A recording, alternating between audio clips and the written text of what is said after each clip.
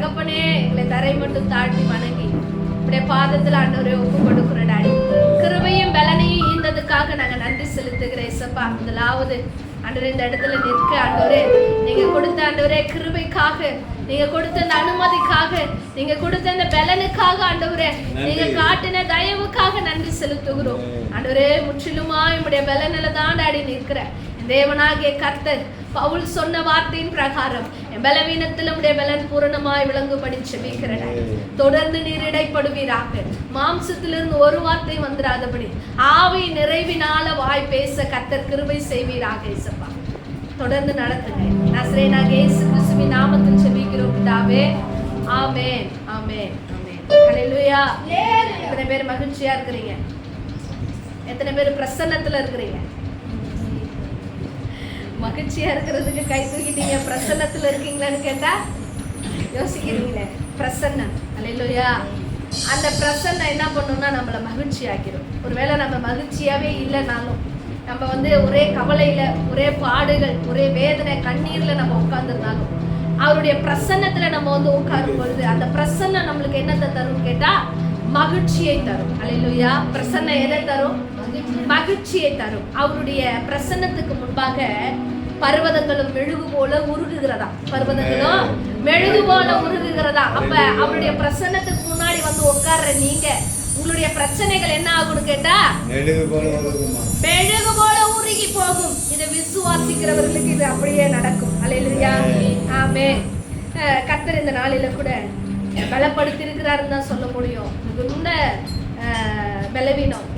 காலையில அவ்வளோ பலவீனத்தின் மத்தியில என்னால் இந்த ட்ரெஸ்ஸு கூட போட முடியாத அளவுக்கு ஒரு பலவீனத்தின் மத்தியில கர்த்தர் அந்த இடத்துல நடத்திட்டு இருந்தாரு. ஒரு வார்த்தை சொன்னார் கிளம்பும் போது, வந்துகிட்டு இருக்கும் போது, முடியலன்னா நீ என்ன பண்ணிருக்கலாம், வீட்லயே இருந்திருக்கலாம் தானே அப்படின்னு சொல்லி. தேவ சித்த நான் வீட்டுல இருப்பது அல்ல. இல்லையா? தேவ சித்த நான் வீட்டுல உட்கார்ந்து இருப்பது அல்ல. தடைகள் வரும், தடைகள் வரும். தடைகளை உடைத்து முன்னாடி நடக்கிறவன் தான் யாரு? போர் வீரன். தடைகளை உடைத்து முன்னாடி நடக்கிறவன் தான் யுத்த வீரன், ஜெய வீரன். ஜெய கிறிஸ்து என்னோடு கூட இருக்கிறார். அதனால நான் அங்க இருக்கிறப்ப பலவீனமானவன் தான், நான் அங்க இருக்கிறப்ப பலவீனமானவன் தான். இங்க நிக்கும் போது ஜெய கிறிஸ்து வெளிப்படுவார். அல்லேலூயா. எனக்கு நம்பிக்கை இருந்துச்சு. மாத்திரையை போட்டுக்கிட்டேன். கண்டிப்பா ஆண்டவரே நான் ஃபுல் ஸ்பீட்ல நிற்கும் போது பலன் எனக்கு வந்துடும், என் வலி கம்மி ஆயிரும்னு நான் நினைச்சு நான் வந்தேன். கர்த்தர் அதையே செய்திருக்கிறார். இந்த வார்த்தை என்னோடு கூட பேசப்பட்ட வார்த்தை எப்பன்னு கேட்டீங்கன்னா, 2வது செவ்வாய்க்கிழமை பிரேயர் வச்சிருந்த நேரத்துல கர்த்தர் இந்த வசனத்தை, இந்த வார்த்தைகளை கொடுத்தார். இந்த வார்த்தைகளை எடுத்து நான் டைரி இப்படி திறந்து நான் இப்படி வைக்கும் போது கர்த்தர் எனக்கு ஒரு வார்த்தையை நினைவுபடுத்தி, சங்கீதம் 23வது அதிகாரத்துல இருந்து கர்த்தர் அன்னைக்கு அந்த வார்த்தையை ஃபுல்லா பேசி முடிச்சுட்டார். இந்த வார்த்தையை டச் பண்ண கூட விடல, இந்த வார்த்தையை டச் பண்ண விடல, அப்படியே ஃபுல்லா அதையே பேசி முடிச்சுட்டார். இதை என்னத்துக்கு ஓரங்கட்டி வச்சாருன்னு எனக்கு தெரியலையேன்னு நினைக்கும் போது, கர்த்தர் நடத்துகிறவர். அல்லேலூயா. கர்த்தர் நடத்துகிறவர். இந்த செய்தியின் தலைப்பு, தேவனால் நடக்கப்படுகிறவர், நடத்தப்படுகிறவர் எப்படி இருப்பார்? தேவனால் நடத்தப்படுகிறவன் எப்படி இருப்பான், மனுஷனால் நடத்தப்படுகிறவன் எப்படி இருப்பான் என்பதற்கு எடுத்துக்காட்டாக தான் சில சத்தியங்களை உங்க முன்னாடி ஆவியானவர் வைக்க விரும்புகிறார். தேவனால் நடத்தப்படுகிறவன் எப்படி இருப்பான், மனுஷனால் நடத்தப்படுகிறவன் எப்படி இருப்பான்? எத்தனை பேர் சொல்லுவீங்க நான் மனுஷனால் நடத்தப்பட்டு கொண்டிருக்கிறேன், இல்ல நான் தேவனால நடத்தப்பட்டு கொண்டிருக்கிறேன் அப்படின்னு சொல்றேன். தேவ ஆவியினால் நான் நடத்தப்படுறேன். தேவ ஆவியானவர் தான் என்ன சொல்றாரு. இப்படி சொல்றீங்களா? ஆமாவா? எந்த காரியத்துல இப்ப தவறது இல்லைல்ல? எப்படி எப்படி எப்படி எப்படி நான் என்ன கேக்குறேன், தேவனால் நடத்தப்படுறீங்களான்னு கேக்குறேன். தேவனால் நடத்தப்படுறீங்களா? ஒரு வசனத்தை எடுத்து வாசிக்கலாம். நேற்று அழகா இந்த வார்த்தையை நான் தேவனால் நடத்தப்படுகிறவன் எப்படி இருப்பான், மனுஷனால் நடத்தப்படுகிறவன், இது எனக்கு செவ்வாய்க்கிழமையே கொடுத்த வார்த்தை. ஆனா நேற்று இரவு நான் ஒரு பிரேயர்ல உட்காரும் பொழுது கர்த்தர் நடத்துகிறது குறித்தே பேசுறேன், நடத்துகிறத குறித்தே பேசுறேன், நடத்துகிற எப்படியெல்லாம் கர்த்தர் நடத்துவார்ன்றதை குறித்தே பேசுறேன். நான் எழுதி வச்சுட்டேன் இதெல்லாம். ஆனா நான் எந்த பர்சனை, எந்த குறிப்பிட்ட ஒரு நபரை எடுத்து நான் எழுதி வச்சிருக்கிறனோ அந்த நபரை குறித்தே பேசிக்கிட்டு இருக்கிறார். என்ன ஒரு வார்த்தையும் பிசக்காம பேசிக்கிட்டு இருக்கிறார். முன்னமே வார்த்தை வந்துருச்சு, அப்பயே உறுதிப்படுத்திட்டேன். கர்த்தர் என்ன பண்ணிட்டாரு, இந்த வார்த்தையை தான் பேச உறுதிப்படுத்திட்டாருன்னு நம்பிட்டேன். இப்ப பாருங்க, தேவனால் நடத்தப்படுகிறான் அப்படின்னா தவறக்கூடாது. தேவனால் நடத்தப்படுகிறான்னா அவன் என்ன பண்ணக்கூடாது, தவறக்கூடாது. இப்ப சொல்லுங்க, நான் தேவனால் நடத்தப்படுறேன்னா மனுஷனால் நடத்தப்படுறேன்? நானு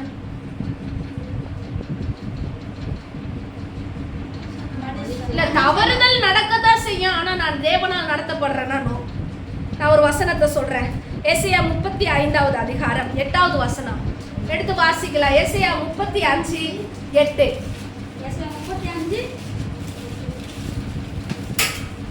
ஏசாயா 35:8 கடகடன்னு எடுத்து வாசிங்க. அங்கே பெரும் பாதையான வழியும் இருக்கும்.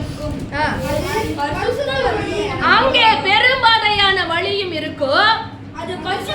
அது பரிசுத்த வழி எனப்படும். தீட்டுள்ளவன் அதிலே நடந்து வருவதில்லை.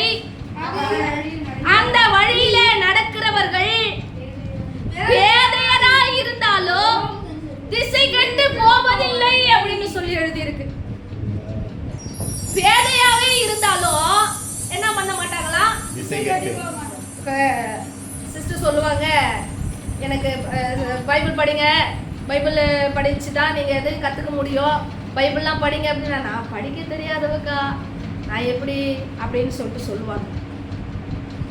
அங்கே ஒரு வழியுண்டு, அந்த பாதை பெரும்பாதையான பெரும்பாதையாய் இருக்கும். அது பரிசுத்த வழி எனப்படும். தீட்டுள்ளவன் அதிலே நடந்து வருகிறதில்லை. அந்த வழிகளில் நடக்கிறவன் பேதையாய் இருந்தாலும் திசை கெட்டு போவதில்லையா? ஒருவேளை எனக்கு ஞானம் இல்ல இந்த வழியில நடக்கிறதுக்கு அப்படின்னா, பேதையாவே இருந்தாலும் அவன் என்ன பண்ண மாட்டானா, திசை கெட்டு போக மாட்டான். இந்த வழியில போறதுக்கு, ரைட்ல போறதுக்கு லெஃப்ட்ல போக மாட்டான். நடத்துகிறவர் ஆவியானவர். ஒரு பாட்டு இருக்கு பாத்தீங்களா, புறப்பட போகுது வண்டி.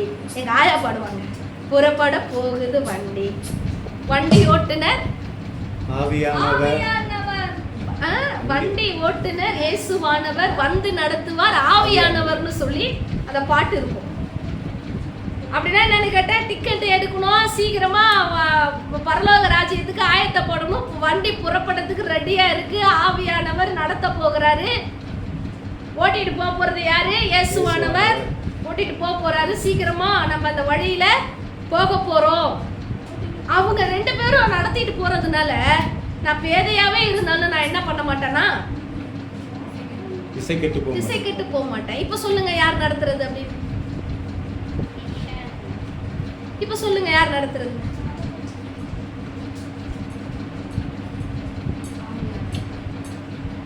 தவறுகிறதே இல்லல்ல,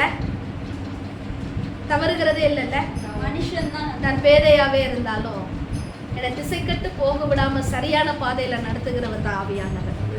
ஹல்லேலூயா. இன்னையில அதாவது நம்ம என்ன பண்ணணும்னா, ஒத்துக்கணும். என்ன பண்ணணும், உண்மையை ஒத்துக்கணும். சிலர் நம்ம என்ன பண்றது கிடையாதுன்னா, ஒத்துக்கவே மாட்டோம். பாத்துக்கங்க, அதை நம்ம அப்படியே எத்தனை போதகரா இருந்தாலும் சரி, யாரா இருந்தாலும் சரி, அப்படி கொண்டு வந்து உள்ள போய் நிறுத்தி அப்படி காமிச்சாதான் அப்படி லைட்டா ஒரு ஆமா போல தெரியுது அப்படின்னு சொல்லுவோம். அதுவரை என்ன பண்ண மாட்டோம், ஒத்துக்கவே மாட்டோம். என்ன நடத்துறது இல்லையா, நடத்துனா வழி தப்பி போக மாட்டேன். ஆவியானவர் நடத்துனா வழி தப்பி போக மாட்டேன். நீ பேதையாவே இருந்தாலும் சரி, திசை கட்டு போவதில்லையாமே. நீ பேதையாவே இருந்தாலும் திசை கட்டு ஆண்டவரே, இந்த வழியில நடந்த பரலோக ராஜ்யத்துக்கு நடக்கிற இந்த வழியில எனக்கு நடக்க தெரியல ஆண்டவரே, அதுல நான் PhD முடிக்கல ஆண்டவரே, பரவாயில்லையா, நீ பேதையாவே இரு, நீ திசை கட்டு போக மாட்டேன். நீ திசை கட்டு போக மாட்டேன். ஏன்னு கேட்டா, உன்னை நடத்துகிறவர் யாருன்னா ஆவியானவர். அப்ப ஏன் நடக்கையை நான் யாரிடத்துல ஒப்பு கொடுக்கணும்னா, ஆவியானவர் கருத்துல ஒப்பு கொடுக்கணும். என் நடக்க யாரிடத்துல ஒப்பு கொடுக்கணும்? என்னை நடத்துங்க ஆவியானவரேன்னு சொல்லி நான் என்னைக்கு ஒப்பு கொடுக்கிறேனோ அன்னைக்கு ஆவியானவர் என்னை நடத்தினார்னா நான் பேதையாவே இருந்தாலும் சரி என்னை திசை கட்டு போக விட மாட்டார். என்னை திசை கட்டு போக விட மாட்டார். எனக்கு பைபிள் வசனங்கள் தெரியாதே, எனக்கு பைபிள் வசனங்கள் தெரியாதே, எனக்கு வியாக்கியானங்கள் தெரியாதே, இதுல இருக்கிற அர்த்தங்கள் எனக்கு புரியாதே, பரவாயில்ல, ஆவியானவர் இடத்துல நீ ஒன்னை கொடுத்திருக்கிறல்ல, உன்னை திசை கட்டு போக விட மாட்டார் உன் லைஃப்ல. ஹல்லேலூயா, ஹல்லேலூயா. இதுல ரொம்ப முக்கியமான விஷயம் என்ன தெரியுமா? என் நடக்கைய நான் யார் இடத்துல ஒப்பு கொடுத்து நடக்கிறேன். நான் யாருடைய வழியில, யார் சொல்ல கேட்டு நான் நடக்க ஆரம்பிக்கிறேன்.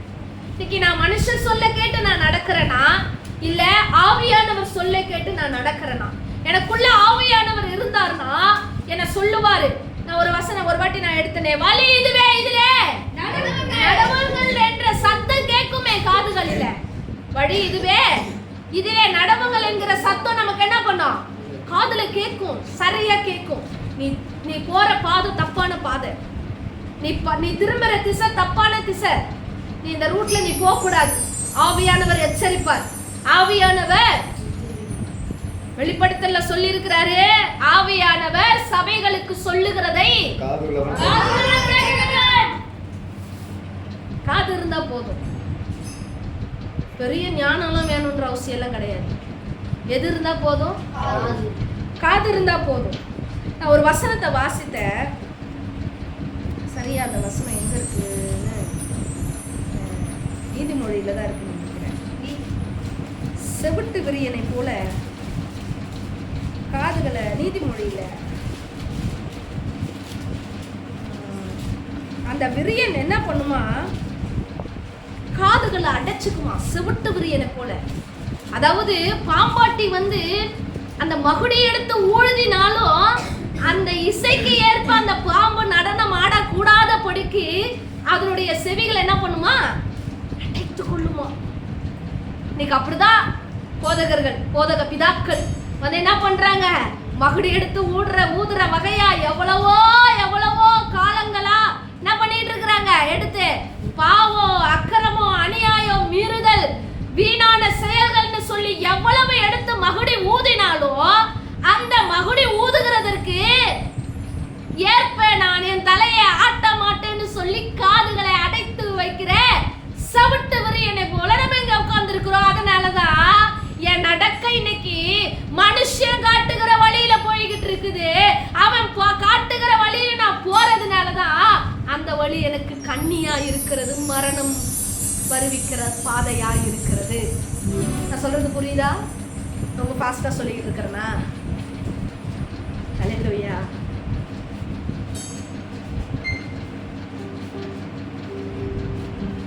ஆலயம் என்பது எனக்கு ஒரு வழிகாட்டி. ஆலயம் என்பது எனக்கு ஒரு வழிகாட்டி.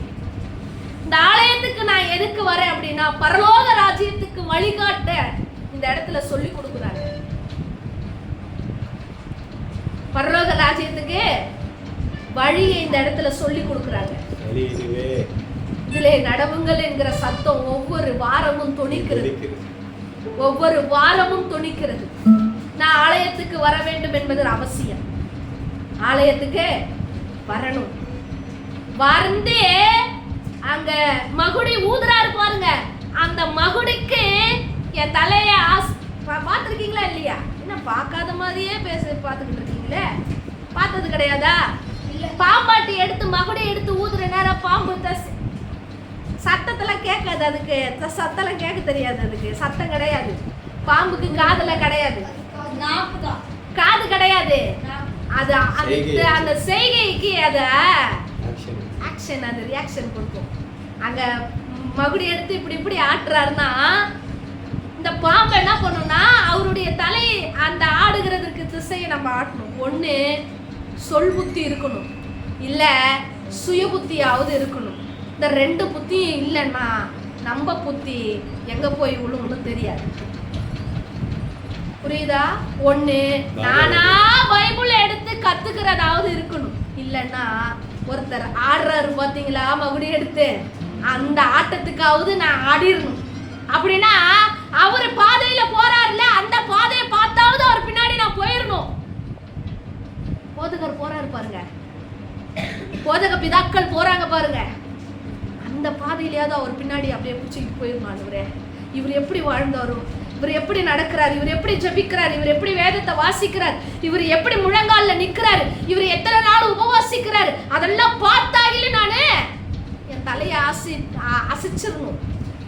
இந்த செவுட்டு வரிய அப்படி கிடையாது, செவுட்டு வரிய அப்படி கிடையாது, எதுக்குமே என்ன பண்றது கிடையாது. அதனாலதான் ஆவியானவர் சபைகளுக்கு சொல்லுகிறதை காதுள்ளவன் கேட்க கடவன் என்று எழுதி. பிரயோஜனம் இல்லாம போயிடும். எவ்வளவு நாள் நாம உட்காந்து, எத்தனையோ வாரங்கள் வந்து உட்காந்து எந்திரிச்சிட்டு போறோம். சபைக்கு வர்றதுனால பரலோக ராஜ்யத்துக்கு போக முடியாது. சபையே, நான் காலையில எழுந்து 5 நிமிஷம் 10 நிமிஷம் ஜெபிக்கிறதுனால நான் பரலோக ராஜ்யத்துக்கு போக முடியாது. நான் ஒயிட் ட்ரெஸ் போட்டு வந்ததுனால நான் பரலோக ராஜ்யத்துக்கு போக முடியாது. நான் முன்னாடி நின்று பிரசங்கிக்கிறதுனால நான் பரலோக ராஜ்யத்துக்கு போக முடியாது. ஆவியானவர் நடத்துகிற பாதையில நான் நடந்தா மட்டும்தான் நான் அந்த பாதையில நான் போக முடியும் பரலோக ராஜ்யத்துக்கு. அல்லேலூயா. இப்ப சொல்லுங்க, நீங்க யாரால நடத்தப்படுங்க?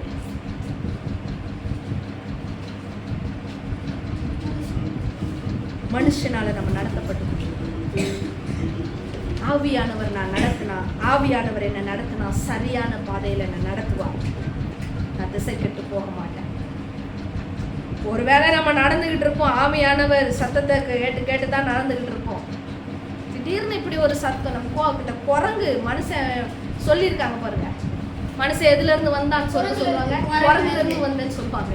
குரங்குல இருந்து வரல, ஆதாமுல அழகா மண் எடுத்து பிசைஞ்சு வளைந்து வச்சாரு. ஆனா உலகத்துல சொல்றது மனுஷனுடைய மனம் எப்படி? குரங்கு புத்தி. குரங்கு புத்தி அது நல்லா இருந்துச்சுன்னா அதுக்கு பிடிக்காது. மாலை அது நல்லா தானே கொடுக்குவாங்க, அது குரங்கு கையில கிடைச்ச மாலை அது பிச்சு நாசம் பண்ணிடும். நல்லா கொடுக்கறத என்ன பண்ணிடும், அதை நல்லா அழகா வச்சிருந்துருக்கலாம் அந்த மாலையை. அந்த காலத்துல தூக்கி போட்டு அது ராஜா கணக்குல போயிருக்கும் எல்லாத்துக்கு முன்னாடியும். ஆனா அது என்ன பண்ணிருச்சு, பிச்சு நோன்மாக்கி வச்சிருக்கு. இப்போ அந்த மாலை என்னத்துக்கு புரோஜனம்? அந்த மாலை என்னத்துக்கு புரோஜனம்? குரங்கு கையில கிடைச்ச பூமாலை. மனுஷனுடைய மனம் எப்படிப்பட்டது? குரங்கு போல தாவும், அங்கேயும் இங்கேயும் அப்படி இப்படியும் தாவும். என் இருதயத்தை ஒருநிலைப்படுத்தணும். ஆவியானவர் என்னை நடத்துகிறதுக்கு என் இருதயத்தை நான் ஒப்பு கொடுக்கணும். அல்லேலூயா, அல்லேலூயா.